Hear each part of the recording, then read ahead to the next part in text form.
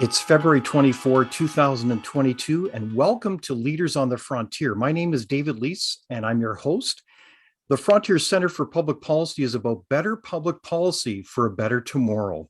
We are an independent and nonpartisan policy think tank, and our topic today is what is Canada's energy policy? And specifically, what are the policies of the Trudeau government and select provinces on energy policy, and what are the implications on you, Canadians? And we'll also be taking a dive into some very interesting current events with our guest. And I want to introduce him to you without further ado. He comes with a rich background. The Honorable Dan McTeague is an 18-year veteran of the Federal House of Commons and is nationally known for his tireless work on energy pricing and saving Canadians through accurate price forecasts. Mr. McTeague was a member of the Liberal Party of Canada and was the parliamentary secretary to the Minister of Foreign Affairs. As president of Canadians for Affordable Energy, Dan is committed to improving energy affordability for Canadians and for promoting the many benefits of the oil and gas industry. Welcome, Dan McTeague.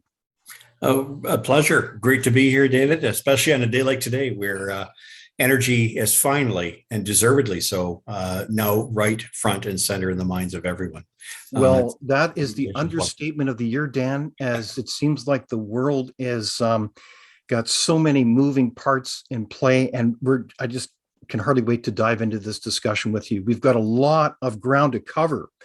So, Dan, I want to ask you a quick question to set the stage about who you are. You served in many elected roles. You were a Liberal insider for years. In fact, why did you run as an elected official? Well, look, I can trace my origins to the Liberal Party to 1978, working for a fellow named Paul Cosgrove. I thought it was a great time. I kind of like the perspective that Pierre Trudeau had with respects to the Constitution. I was a young 15, 16-year-old, thought that this was the party that represented a more balanced approach. Certainly didn't have the trappings of other parties based on ideology. Was more of a pragmatic party. And I think at the time I was always looking for the big tent consensus building party.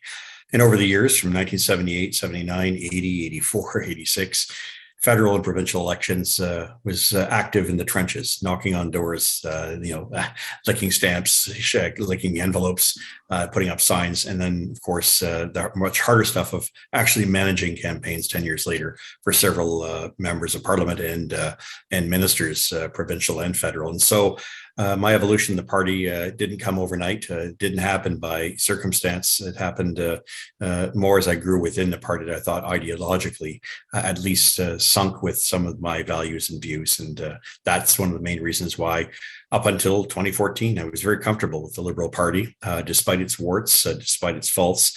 Despite good and bad leadership, I always thought this was the best party to represent Canadians' interests from coast to coast. Very good. And just a point of fact, your riding for many years was essentially Oshawa Pickering, as I recall. Pickering, Ajax, Whitby, Uxbridge, Scarborough East, and it's everything really from the GTA, from Toronto all the way out to Oshawa. So that little area in between, best known as the 905, and right. Known as Ontario County, Ontario riding, on which we named the province in 1867. Right. Very good. So today, you are the president of a well-known organization, Canadians for Affordable Energy. Many Canadians know that you're on the media. I think you do like an unbelievable number of interviews every day, including, you told me 42 to date, including, does that include this one? No, it doesn't. So, okay. So we're up to 42 then. Yep. So they know you about your analytic skills, your commentary about energy, gas prices. Can you tell us more about what is Canadians for Affordable Energy about? We're really a nonprofit. The idea has sort of come to many of us who've worked in the field of energy and helping consumers that there had to actually be a voice that could impartially look at public policy at a time in which there seems to be a concerted attack by my Liberal Party, but others as well, on Canada's energy sector. And that's twofold. One, against hydrocarbons, oil and gas, which are really a bounty for this country, and even on suppressing the fact that Canada has a significant value in terms of clean energy long before it was trendy. Things like, for instance, in my own riding, the Pickering nuclear reactors, the first commercial reactors in North America. The Can-Do program. Exactly. And of course, even before that, the hydro projects at Niagara Falls and other places are very well known for.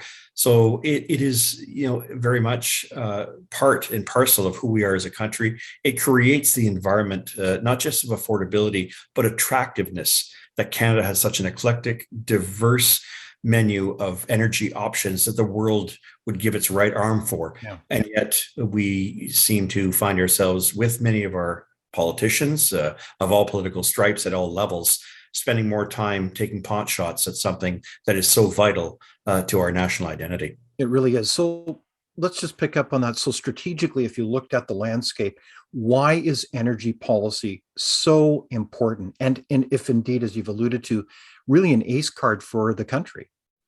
Well, it's not just for Canadians' sake, it's our ability to export, and not just export, but export some of the highest standards, the best practices, as it were. You mentioned Can-Do earlier. I mean, there is little doubt that when Canadian technology on the energy front, and many others, of course, too, is introduced, it is not just something for which the world recognizes us for. It's also something the world desperately needs. And I don't need to make a strong argument about that now. We're short of oil, and yet Canada has an abundance, the third largest reserves. And yet we find ourselves, of course, not just importing that oil, but suffering. And I would expect the word tolerating those internationally funded organizations and many outsiders trying to block the very thing that makes us not only unique as a country and diverse as a country in terms of our menus, but also wealthy. Our revenue is all at stake and very much at risk. So this all for energy very policy. Sorry, what was that, Dan? I apologize. And all for suspicious reasons. The green climate agenda, I think, has gone into overdrive and has become a far greater monstrosity than anyone had possibly bargained for. And so I think now, of course, there is greater perspective that maybe it's time to tone those things down. Okay, so we want to get into that.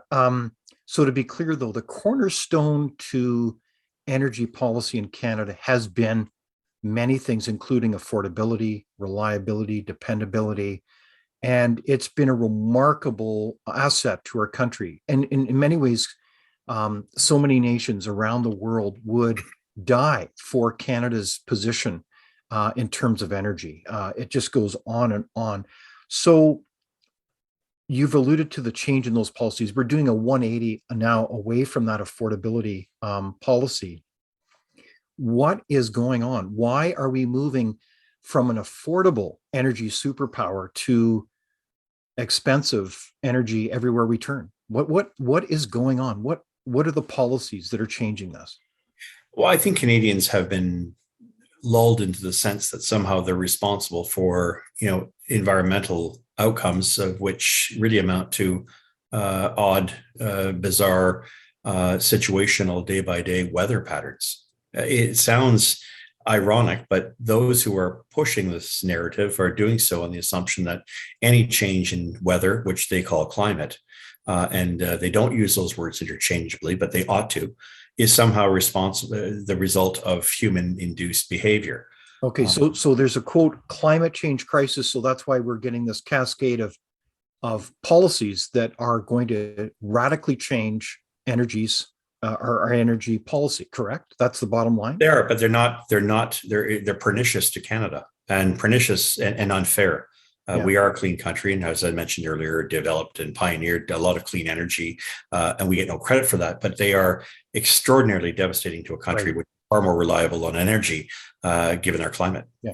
Well, and I think what's also fascinating about that framework that you outlined, Dan, is that even if Canada came to an end, e.g., there was no economic activity, even in terms of the climate models that have been tabled, it wouldn't even make a difference, anyways. So, well, no, and it's really based on only one form of molecule, CO2. Right. We're not talking about the panoply of environmental issues dealing with air pollution, water pollution, land pollution, soil pollution, or for that matter, emissions in general, your NOx, your SOx, things that we've done extraordinarily well in, but which we get, again, no credit for. Exactly. So if you can help us go through some of these policies. I'm thinking of carbon taxes, the net zero by 2050 movement, and even ESG in a moment. But is that the corner of the change in energy policies, those ones you mentioned? Well, I think it is predicated on the idea that somehow Canada is a laggard and it doesn't do its job, and these things will eventually create, enormous damage to the future of our weather and our climate, or whatever, however you want to call it. It's extraordinarily disingenuous, but it has been pervasive, and no one has actually stood up to it. For the longest time, these environmental grifters, call them what they are, get money from the government to lecture the government, Or even other foundations around the foundations, world. so-called, I'm sorry, charities that escape any type of scrutiny because their mission as a charity is anything but. We now find ourselves really in the grips of perhaps years of indoctrination that suggests that somehow we can wish these things away. Now, we've seen experience in it. I'm not going to go beyond the Canadian example, but here's what's happened in Europe, thinking that we could wish these things away and replace them with, renewables, electric vehicles, solar panels, and of course, windmills. Nothing could be further from the truth. They're inefficient, unreliable, and at the end of the day, only cause countries like Germany to go down the road of burning more coal. Right. So we've seen over the years, really, and many Canadians would be shocked to know that we've seen for many years really incisively organized campaigns, well funded, to really bring a close to the energy industry in Canada, particularly oil and gas, and also to move policies forward, such as carbon taxes. So, are you in favor of carbon tax policy? Yeah. Ask a loaded question. Uh, no, of course, I think carbon tax policies are ridiculous. You want to incentivize lower emissions through taxation, through other policies, as well as just good corporate behavior. You don't have to hammer consumers with that and create an inflationary spiral, the likes of which we're now experiencing. Okay, so just to clarify, Dan, you're against carbon taxes because Absolutely. they end up getting paid by who? Canadians? Consumers, and they're inflationary. They don't go back to Canadians, and a lot of it is, of course, used by governments to pay for the kind of green grifting that we're seeing, Right. not just in terms of who gets the money, but more importantly, things like the HST, GST are not remitted, Okay. and they do put us at a competitive disadvantage with the rest of the world. Okay, so they're bad public policy. They hurt consumers. They're not net revenue neutral, are they? Well, no, they're not, and the government's admitted so. And in many parts of the country, your province doesn't even rebate them, even if they were to do so. But imagine a policy that says, "Hey, we're going to tax you, but we're going to give you a rebate." What's the point? What is the purpose of this exercise other than to create not a signal but a distortion? And the distortion is now becoming replete as it's confused with other forms of taxation, the clean fuel standard, which of course you have in your province, no other province has that, and for which no economist, including William Nordhaus, who won a Nobel Prize on carbon pricing, would say the last thing you do is confuse the price signal of a carbon tax with another carbon tax with more regulations. So look, don't take my word for it. When your own cheerleaders, and there happen to be smart academic cheerleaders, make these kind of statements, maybe someone in Ottawa in the Liberal, Green, or NDP party should, and it's a tautology, should pay attention. Yeah, and I think that's where people don't realize is that the whole world of carbon taxes and that back policy discussion has long been debunked as nonsense, and yet our politicians are still waving the flag for carbon taxes, even though it's not based on any rational thinking. So let's talk about net zero. What is, to the layperson, Dan, what is net zero all about? When somebody talks about that, it sounds like an endless recording. Net zero, what is it? Well, it's the balance. It's creating, an environment where you are capturing or you are reducing your amount of carbon output to the point where those who are producing carbon do not exceed those who are somehow finding a way to diminish it or to take it away. It's basically a calculus in which you could say at the end of the day, yeah, we're producing some emissions of carbon, and it's only carbon, but we're employing technologies and practices that take it away on the other. What it actually means, though, is a lot of consumers are going to be forced to do without. In practical terms, turn down your heater, your water heater, the heat you need for in the winter. Wear an extra 5 layers of sweaters. Eat less. Sort of like the stuff we've heard from the WEF in that group. Yeah, no, it's truly absurd. So let's get down to kind of a practical level then, Dan, in terms of its impact on Canadians. If we look at these kinds of policies, I mean, you live this world minute by minute as you discuss this with so many Canadians. But what's going to be the impact on your personal budget? Can you give us some scenarios as you fill up your tank and as you heat your home? I don't particularly want to wear additional sweaters as much as I like them, but what are we to expect? Is it going to be like the kind of scenarios that we've seen in the UK or in other parts of Europe where people on fixed incomes are making horrible decisions between food or heating their home and even their health? It's very real, and it's now extraordinarily real in Europe. And it's now part of why Vladimir Putin is apparently going to take a next country or 2 or 3 with impunity, because we've spent so significant amount of time trying to find ways to shut down our ability to protect ourselves. And Europe has done this, masterfully over the past 30 years, spending trillions of dollars for windmills that will not produce enough energy and storage facilities that can't, make up the difference. I think what we're looking at here in Canada is something along that line, and a lot of wishful thinking. Many of us believe that it's okay to have a carbon tax on every form of fuel that will go up an additional 30 to 40 cents a liter, representing a hit to about 30 to 40 cents a liter. Yeah, of diesel and gasoline. That's both carbon tax one. So as it goes from right now $40 a ton all the way up to $170 a ton, it's 8.84 cents a liter times 4.2. So yeah, that's 32 cents a liter in and of it, 35 cents a liter in and of itself, without the GST or HST, depending on where you are. In my province, 13% here in Ontario. And then we have the clean fuel standard. The clean fuel standard is based on the carbon credit market. And the carbon credit market right now, according to the BC government's own figures, which I saw last month, was $486 a credit. That's about 17 cents a liter. So over and above that 35 cents, another 17 cents. And what does it do economically? Well, it drives industry, makes the cost of living that much more expensive, well beyond the rebate. And of course, as we know, the clean fuel standard won't be rebated. What it does is it creates massive distortions and a regime, a future that looks most uncertain and highly unaffordable for most Canadians, Okay, so at the same time destroying growth.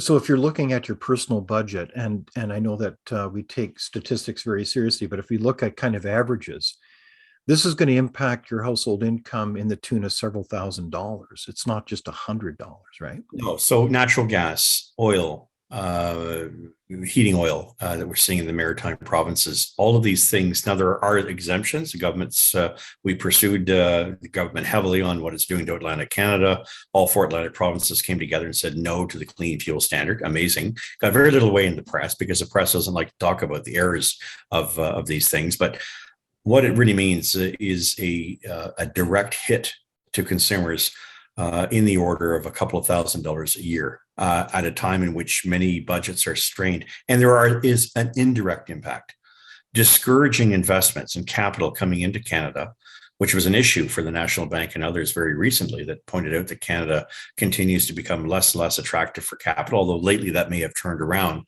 but only slightly so and very temporarily so, leads to a weaker Canadian dollar. And every commodity that we use in this country, whether we like it or not, whether it's made here or not, is priced based on the US greenback. If the Canadian dollar, at a time when we're seeing $90, $100 oil, is still 128 pennies or trading at a 28% discount to the US greenback versus 8 years ago, when it was almost on par, you can see where that's adding, for instance, 15, 16 cents a liter of gasoline. So here we have the direct taxes on Canadians, most of which, and a lot of which is not rebated, driving out investments, creating, as it were, carbon leakage. And then you have the indirect that no economist wants to talk about. Let's talk the Canadian dollar, because when I make my predictions every day, I have to make sure that I look at the Canadian dollar, and it just leaves me aghast that it is the elephant in the room that no one wants to talk about, Yeah. and it is weak because we've attacked the oil and gas sector in this country. We're not attractive. Exactly. So that is a very powerful summation as you connect those dots between the life every day of a Canadian and how they're going to pay much, much more. But at the same time, we have a perfect storm of other economic variables that are going to hit Canadians hard in terms of inflation. You've mentioned the dollar, all those cascading effects, and of course, job opportunities in the form of economic growth and productivity. So it's all interrelated. And I don't mean to try to give an economics lesson, but the point is that this is you're illustrating powerfully the importance, the significance of energy policy, aren't you? Well, it's a cornerstone. There isn't a single thing that we touch or do that doesn't have oil and gas involved. And this may come as a surprise to some of the teachers and others who continue to profess this nonsense, but it's lazy, factually lazy, and it's hypocritical to be attacking the very thing that gives us the sustenance as an economy and as humans. It has improved the human condition more so in Canada than anywhere else. It is really disturbing. It's amazing when you talk about the public discussion. I think, we've had a very cold winter in Canada yet again, as we look at very low temperatures across the country, particularly the prairies, no less. But I know that we've had even elected officials, as I recall, in Winnipeg, lobbying to get rid of natural gas. Same in Ontario. Incredible. Yeah, likewise, right across the country. I mean, it's absurd. It's like, so where is that coming from? You and I both know these different actors. What's going on? They just do they actually believe their own basic lack of understanding here of well, yeah, they're bamboozling people into believing that somehow there are alternatives. Yes, Manitoba may have hydroelectric power, but that hydroelectric power does not replace the plastics, the styrenes, the asphalt, the polymers, the resins that go into building an electric vehicle. Nor does it take away the need for high processing of these products. I mean, we can talk about that we can improve ourselves this way and that way. And I think that's laudable. Yeah. But it is being done as if we can substitute, and you cannot substitute. It is scientifically proven that these things cannot work. And if you want to disturb, several thousand tons of the Earth's crust in order to create a battery, which will simply be disposed of after 7 to 10 years, made in a part of the world like China, where there is no governance. Look, I think we have to be very careful. What we need to strive for is balance. But what we have is one-sided views that says fossil fuel is bad and anything other than that is good. And yet, practically speaking, show me one thing that you can produce other than cutting down burning wood for energy that doesn't use and have a major input of hydrocarbons. And I will show you someone who either is delusional or is lying. And I think that's the problem, is that we have, unfortunately, we have scientists trying to pretend they're politicians and politicians trying to ape scientists. Either way, it comes down to political demagoguery, and it's coming at the expense of the Canadian economy, which is losing ground, like it or not. I think that's well said, Dan. I want to talk briefly about ESG. And I know that I do that with trepidation because it's so involved, but the environmental social governance movement, kind of a downstream movement from socially responsible investing from years ago, is kind of on steroids these days. I look at, the well-known advocates like the CEO of BlackRock, no less, managing, what is it, up to $8 trillion now at BlackRock, Larry Fink. We've got even our own Mark Carney, former Bank of Governor, and also of the England as well, advocating at Brookfield for this movement. Are you concerned about it? I'm concerned about it, but I'm also thinking they're looking rather silly these days, aren't they? When oil has reached as high as it has, primarily because woke capitalists have decided that they're going to throttle the very essence of our economy and our way of life. They somehow believe we can wish these things away and live in this this imaginary world of magic and make-believe. The reality is that it comes down to the bottom line. They're not doing so damn well, are they, on their ESG investments? You think about it, they're doing damn poor. Among the lowest performing stocks and equities happens to be the green techs, which cannot exist without massive government subsidies and people like them that try to push this stuff around. Obviously, there's an angle for them, and it isn't altruistic. It's about the Exactly. bottom. Yeah. So So there's I both think we need to expose these guys for what they are. They're phonies and they're dangerous. Yeah, good for you. So there's a combination of dare I say ideologues, but people that are kind of greenwashing their products and trying to get them out the door. And I think we need to ask major questions around this. So let's turn to green energy. Is it green when we think of the windmills and so forth? What's the short answer on that, Dan? Yeah, tell me one that doesn't involve, massive uses of hydrocarbons, and some of it responsibly if it's made in Canada. But talk to me about the carbon footprints and the damage to the environment for your battery, for your rare earth minerals. Talk to me about the extraction and process for lithium. Talk to me about the young children in Democratic Republic of the Congo who died due to toxic dust as they mine with their hands the cobalt, so we can virtue signal with our EVs. I'm very clear about this. Canada does a damn good job on an ESG, especially on social and governance, and we're working damn hard on the environmental. But for people to turn around and somehow think, well, I'm driving an EV or I have a solar panel, I simply say to them, you're part of the problem, and you ought to yourselves. Well said. No, exactly. Like it's kind of a game here, and we need to do the proper, with integrity, the 360 view of all energy sources, and we should be very proud of the kind of energy that we produce in the country. That bit gets me to my next question about leadership. 4 years ago, I would never have believed it. The appointment of the federal minister that we have now, given their radical background of climbing up towers, and of course, I'm for peaceful protest. I'd be at the front of the line.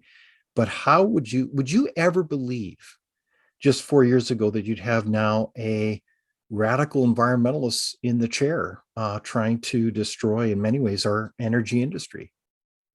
Well, I'm not surprised with Justin Trudeau. I had to sit with him for 3 or 4 years. I'm going to try to be as polite as I can. But if people really knew the person they're supporting, I'm not surprised that he brings in people like that in cabinet. In fact, two of his ministers, top ministers, are people that got there because of my work in helping them become members of parliament. I wouldn't let them near the levers of power, much less permit them to go hog wild on the Canadian economy. So if we want to have, the asylum run by its proverbial inmates, I cannot think of a better example than putting Stéphane Guilbeault in charge of that portfolio, and then having his former colleague, Jonathan, his name escapes me right now, Wilkinson, put in the natural resources energy portfolio. If you just don't like the energy sector and you want to get rid of Canada's most lucrative revenue generating sector, by all means keep doing this. Oh, wow. But it shows the extent to which Justin Trudeau is willing to destroy this industry and with it the country. And I'm an Easterner and I'm a liberal. So I just want to be really clear, because I think many Canadians would be shocked to hear this. So given the constellation of policies and given your knowledge of the leadership here, like you've worked with these people, you're not surprised that the train's coming, working hard to shut down the oil and gas industry in Canada, period. No, not at all. But I think what shocks me is Canadians' willingness to go along with this nonsense, and to go along with a group of people who I fundamentally believe to be incapable of making rational decisions on behalf of the country. All the smart people were there well before 2014, but even within his own cabinet, he's lost great people who I had a lot of respect for. Wow. Judy Wilson-Raybould, Mark Garneau. They're all gone, and and of course, Ralph Goodale, gone for whatever reason. But the reality is, what you're left with is pretty much an empty bucket.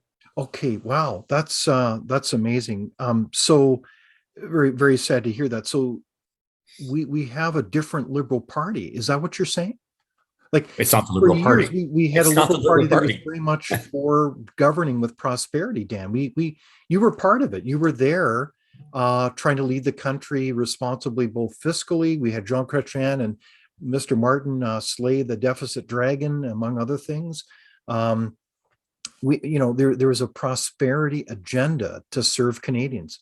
That's not this Liberal Party. Is that what you're saying? No, it's not the Liberal Party at all. It's a party that is really based on virtue signaling, on identity politics. It is really based on other factors, significant matters that have very little to do with the essence of a diverse country, diverse in region, diverse in opinion, diverse in idea, and diverse in energy. I mean, there's the great thing about this country is bringing disparate views together. This guy goes into every single debate we've had in this country and throws a grenade in there and leaves Canadians sooner or later all feeling significantly disenfranchised from what it is to be a Canadian. Wow. So I want to get back to some of those themes specifically, including the emergency lockdowns, no less. But when we look strategically, like you can look through this politically, and I mean this in nonpartisan ways. But why did the Liberal Party make the big shift to the radical left in this way? Like, why? What is your theory on this? Well, look, it started with Stéphane Dion, the Green Shift. I was their consumer guy, their energy guy, and I can remember full well, in the 2008 election, energy prices spiked 15, 16 cents a liter. And I had, the Prime Minister, Stephen Harper, and his gang really on the ropes over the issue of why Canadians are paying more for something that happened elsewhere around the world. And yet my party turned around and said, no, no, no. Canadians should get used to $5 a liter for gasoline.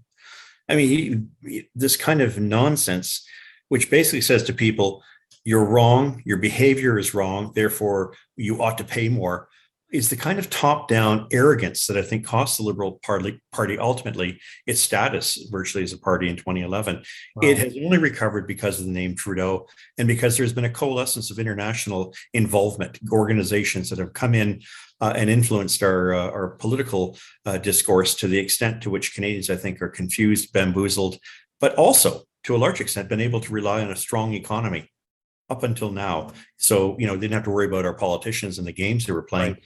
Up until they have to pay the price, which is what they're doing. And today. Arguably cheap money. Well, yeah, cheap money. Get line up, folks. The banks are willing to buy anything you want at bargain basement prices, with the Bank of Canada standing behind it. Modern monetary theory is going to go down as one of the biggest mistakes this country has ever made. And anybody who thinks that isn't the case has to look at their kids, as I will have to, and my grandchildren, and say to them, I made a mistake here. And I ensure that your future is going to be less prosperous than mine. Yeah. So we're headed for that kind of reckoning as we look to quote modern monetary theory and endless deficits and ever-growing debts. So just to pick up on that theme, so we have a party that is more ideologically on the left. You describe it as having that hubris or arrogance, but we also have a party that is very intent on. I guess what I'm concerned about is this ever set of policy that isn't really based on kind of evidence and practical plans. Like, I think pragmatism has been one of our brilliant points as Canadians to rule our country, or govern it, and we're losing that. So why would they take the risk of alienating deeply and shutting down a vibrant, healthy middle class in Canada? Like, why would you do that politically? I often wonder who's pulling the strings for these folks, because at the end of all of this, they may make a big deal about the fact that they actually care about Canadians. But, I think it really comes down to who can make the strongest argument that will shame Canadians into believing that somehow the way in which we conduct ourselves and behaved is bad. It wasn't that long ago, the Great Depression in this country, people like my father literally starved. The cupboards were bare. And it wasn't that long ago that we had massive and out of control inflation and debts that could not be paid.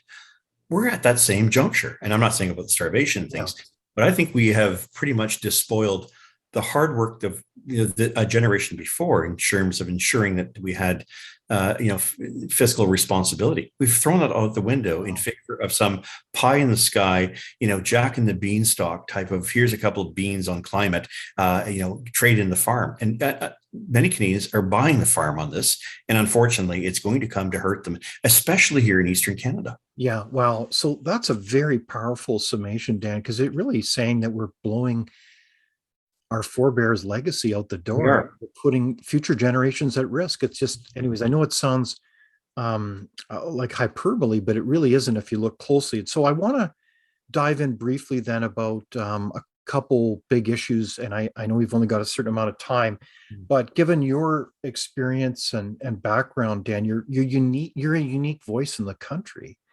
So let's talk about peaceful protesters, vaccine mandates, and emergency acts. What's your take on the Emergency Act? Was it necessary? Why was it introduced then? Draconian, last minute, band-aid solution, a violent reaction to something that wasn't as serious a problem that could not have been handled by police had there been proper coordination. Same way we saw in Coutts, Alberta, the same way we saw at Emerson, same way we saw at the Ambassador Bridge in Windsor. No, this was about a prime minister who liked the vaccine mandates, weaponized it, politicized it, and then used it to his advantage to create. What do you mean by weaponizing this? I thought it was all health driven based on yeah. data and I think it's pretty clear that if you had any doubts, you were suddenly seen as a right winger. You were seen as a racist. Those are not my comments. Those are the comments of the prime minister. That you were engaging in misogyny. What kind of nut bar would make that kind of a statement, except one that here in Toronto and other places they gladly vote for? I can tell you there was a time where a more sophisticated voter in Canada would have taken Justin Trudeau by the seat of the pants, lined him up on the 30-yard line, and punted him right through the end zone. Wow. But we're dealing with a very unsophisticated group of people who are, mesmerized by the TikToks and social media. I don't have a problem with that. I use social media to my advantage and to our advantage to inform. But I can tell you, for a prime minister to have made those statements and then, of course, refuse to even acknowledge that there was a group of people discontented with the way, feeling very disenfranchised about Canada. In my time, a member of parliament of the government, not necessarily a minister or even the prime minister himself, would have met, showed a little bit of respect and said, all right, look, I know you're there. We don't agree, but at least give them the opportunity. Yeah. We failed to do that. So right from the get-go, he wanted a fight. He wanted to divide and conquer. And of course, that's why he brought the Emergencies Act in, only to reverse it 36 hours after the House of Commons voted for it. What kind of stupidity is running this country? And why do the media buy into this? Right. I mean, like the fact people are upset with them. That's part of the business. You're in media, you're in public life, you're a public influencer. You should be prepared to accept these kind of things, as unpleasant as they are. So, Dan, I want to pick up on this. So what are the political implications then on this government, given that this has just been such a fiasco beginning to end? Oh, I think for the Liberals, this is a real problem. He shifted away from the Emergencies Act and nullified it yesterday because I think the polling showing this is doesn't matter where you are, left and right, we're upset with him. Okay, and so we saw this. We get about 12 polls a day here. We saw the drop in the polls, so obviously you've got to change the record here. I'm sure they're really grateful for Ukraine, by the way, and we'll get to that in a second. But in the meantime, we had a run on financials within different banks. When you go out and you start freezing hundreds of people's accounts, this has real implications. Can you tell us about that, Dan? Look at Bitcoin. Look, if established banks want to be part of this, as they are with the woke idea and climate and everything like that, they had best be prepared for the backlash because the public has options. And many people who have a bit of wealth are going to say, no, I'm going to take it somewhere else. You don't want my business? You're not all the same, or I'll find another way around it. Look, I think this is coming back to, if the country needed one thing tonight, it would be the resignation of Justin Trudeau. I think that would do more to heal and to get us back on the right track. In the meantime, however, we're dealing with a government that is dead set on dividing Canadians. And that to me is unacceptable. I've struggled as a Liberal to make sure that we try to keep this country together, as have many others. And many people fought for these things, including the rights to free speech, no matter how unpleasant it may be. But for this government to have acted the way it did, in such a cavalier way, in such an arrogant way, in such a divisive way in which they put their own political interests ahead of the country, they've lost the moral right to govern, amongst other things. Wow.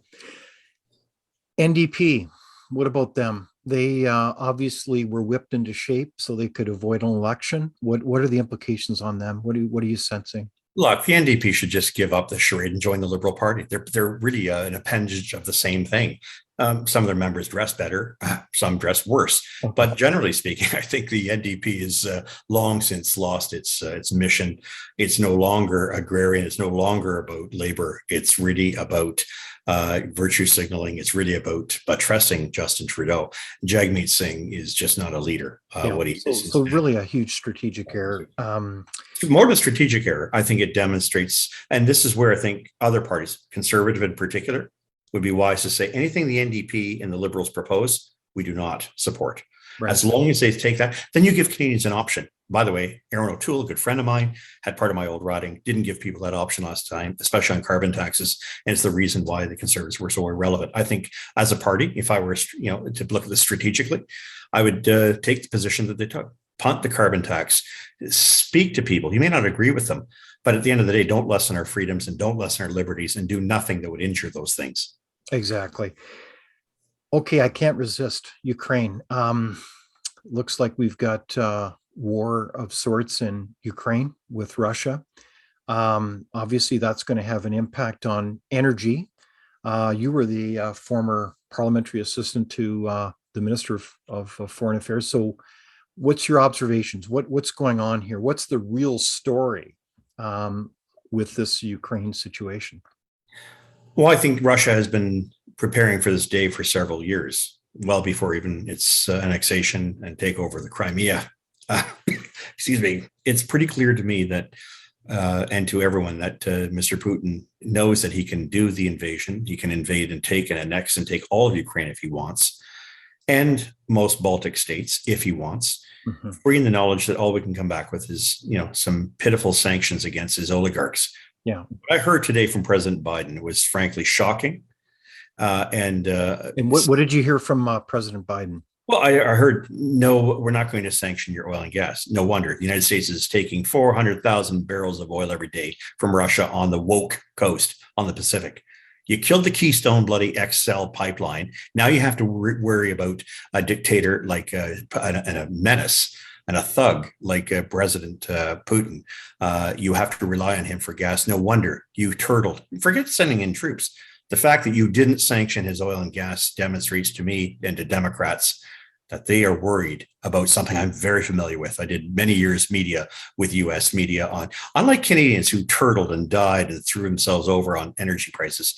Start messing with the gasoline prices in the United States and you watch how long you survive as a politician. Exactly. So I give American public a lot of credit for that. But what Biden did today is he knows that's going to face him come the midterms. And that's why he turtled and he basically threw Ukraine and democracy under the bus today. Exactly. And it's really kind of pathetic because when you had a opportunity to create energy independence in the United States, you threw that away and you create moral jeopardy on the foreign policy side. It's all interrelated. And Canada should be learning the lesson as well. We have the opportunity again to be an energy superpower, and yet we're not.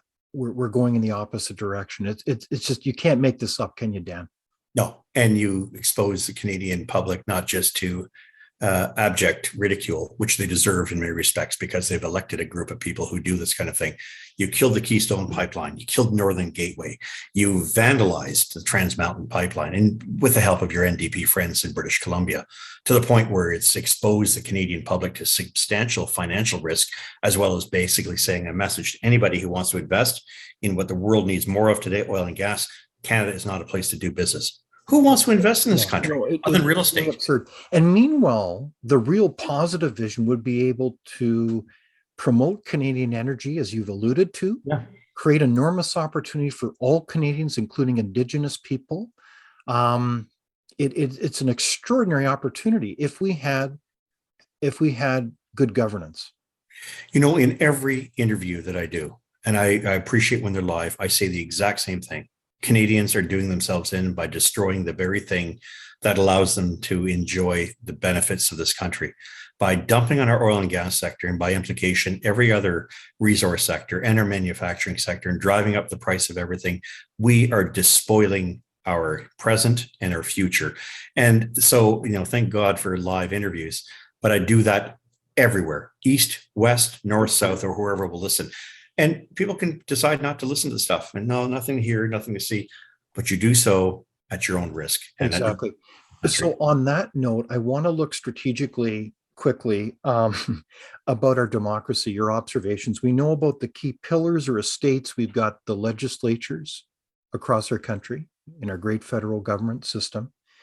We have the executive, including the Prime Minister's office, that is very concentrated.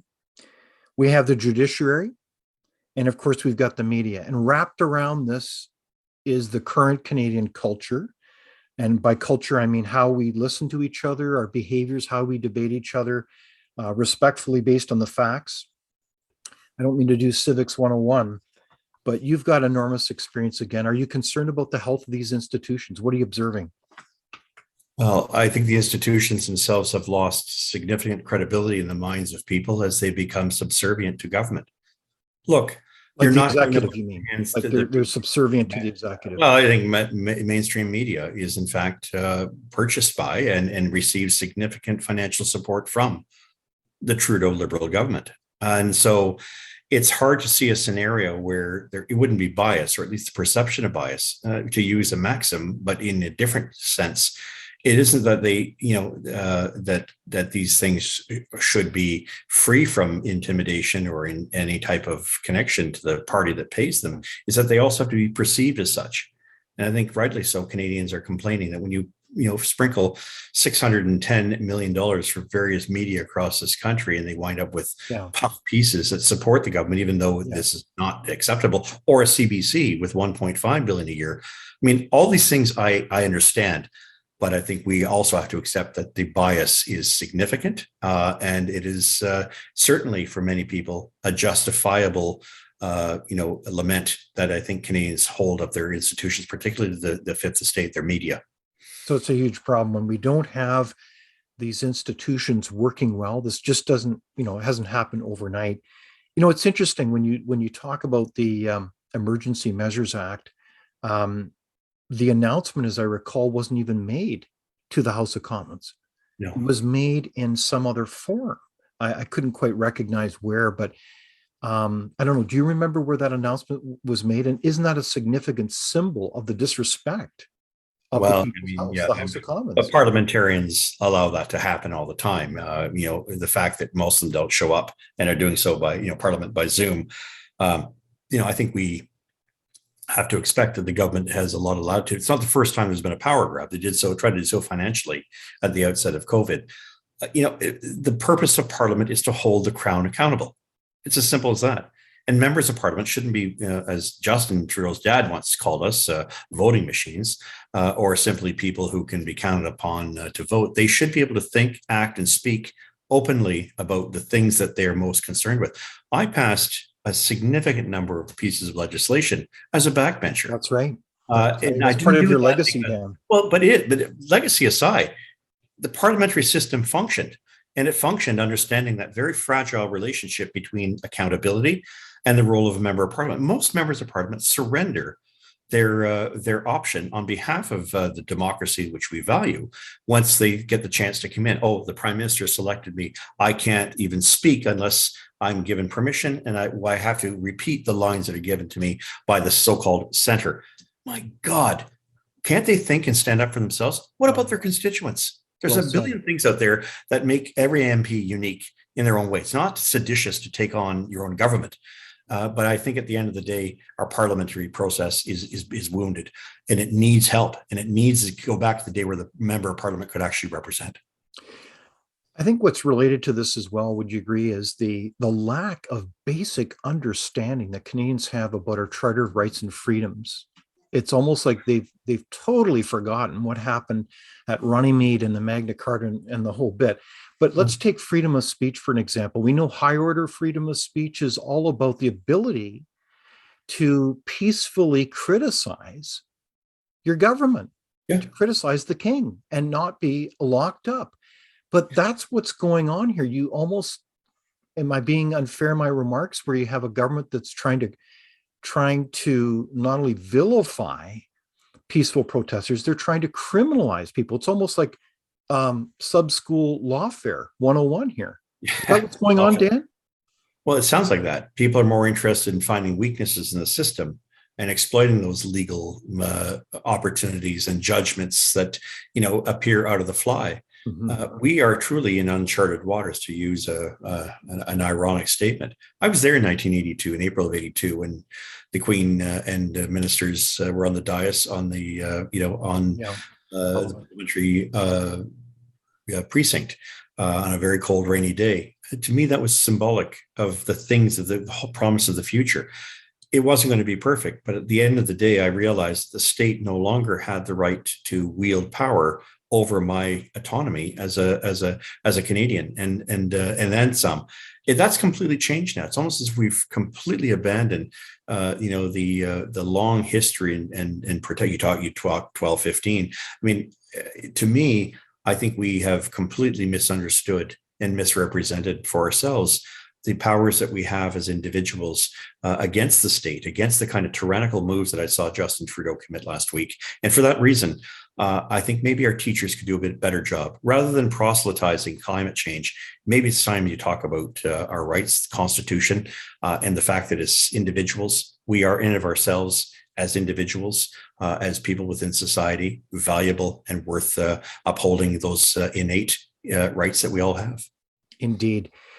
So let's talk a little bit about action. I know that, Dan, you've, for fear of being described as tone deaf, you've described eloquently really about how our country's in trouble, in big trouble. So how do we move forward? How do we renew our country with great energy and courage without fear and bring about a new vision for our country? Are there already things that come to my mind? Because people are looking for action and leadership that will move our country forward in a way that respects basic democrat rights and freedoms, but enables our country to be great for, heaven forbid, I'll be accused of some kind of political agenda there, but creates a future for our children. Yeah. We're all like, this is an amazing country with incredible people. What should we do, Dan? I think it's emerging now. Necessity is that mother of inventiveness. And I think in fact, Canadians are now looking at a number of aspects of their country that they're not comfortable with. I think Canadians are becoming more engaged for the first time. This sort of laissez-faire approach of I'm fine, my house has got a decent value to it, or the government has got lots of money to spend in difficult times to pay for my job or my pension. I think those are being seriously challenged, and the strings that keep this country together and the things that keep Canadians happy and vital are slowly being lost. There's a demographic issue, obviously. We are an aging population, but beyond that, I think there is certainly a need in this country of a new direction, and gone should be the days of leadership and parties that promote the idea of divide and conquer. At least, I think we need a better understanding of how to make our economy and how to make our parliament function. And that's to give the idea that everybody can participate. Anybody who has a concern, a grief, should be able to express that. And to express that doesn't necessarily mean sedition. It means quite the contrary, our ability to speak up and speak out and to enlarge and, as it were, the political tent in Canada. No one's doing that right now. And I think that's where I'm not sure it's going to be easy to achieve. But I think a lot more Canadians are listening at a time in which they can't make ends meet, and they know that our fiscal and financial outlook is looking a lot more grim than at any point in the past. Indeed, and well said, Dan. I'm so impressed by your insights, and I want to thank you so much for joining us today for this discussion. The Honorable Dan McTeague, and you've been a friend of Frontier, and certainly we very much appreciate your clarion call to not only for affordable energy, but also to be better citizens of our country. So thanks again, Dan. It's been an honor and a pleasure. Thank you, David. It's been a pleasure. So thank you to everyone for you as friends of Frontier who've joined us today. I encourage you to keep involved with the Frontier, and we certainly welcome your comments. Be sure to join us on March the 24th on Policy on the Frontier. We're delighted to have Frontier Senior Fellow Susan Martinuk, who will be joining us to explore her recent book, Patients at Risk, Exposing Canada's Healthcare Crisis. Please join us and invite others. And I want to remind you that Frontier is nonpartisan. We do not accept any government funding. And your support, your donations make our mission possible. So thank you so much. That's it for today. And remember, without open discussion and debate, you're not thinking and nor are you free. Keep asking good questions and do not be afraid. And on behalf of all of us at Frontier, thank you for joining us.